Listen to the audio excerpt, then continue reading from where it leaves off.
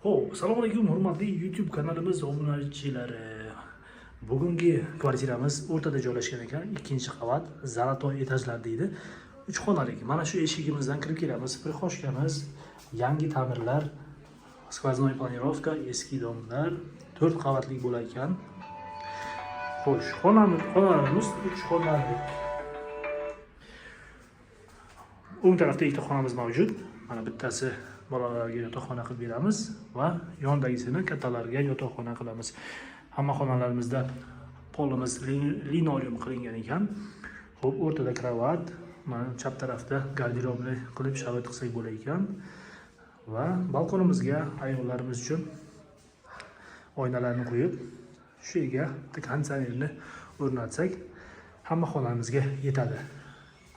Tinchgina joyga joylashgan kvartiramiz. Barcha derazalari alyumindan qilingan, akvalyumin, bir qavatli oyna. 3-xonamiz eng kattasi. Buni mehmonxona qilib ishlatamiz. Xo'p.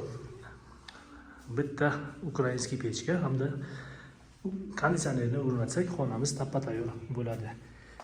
Xo'sh, mana shu joyimizga sanuzillarimiz alohida va hamda oshxonamiz joylashgan ekan. Sanuzillarimiz, hojatxonamiz to'liq kafilda. Issiq suvlari bor va mana bu yuvinish xonamiz. Bu yerda ham hamma sharoitimiz bor ekan, vitishkalarimiz ham bor. Xo'p, oshxonamizni balkonga chiqarib, bu joyni ovqatlanish zonasi qilsak, maqsadga muvofiq bo'ladi. Eshigi bor, bu ham yaxshi narsa.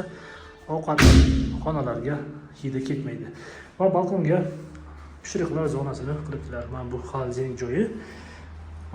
Aytib o'tganimizdek, polgacha panoramli deraza o'rnatibdilar.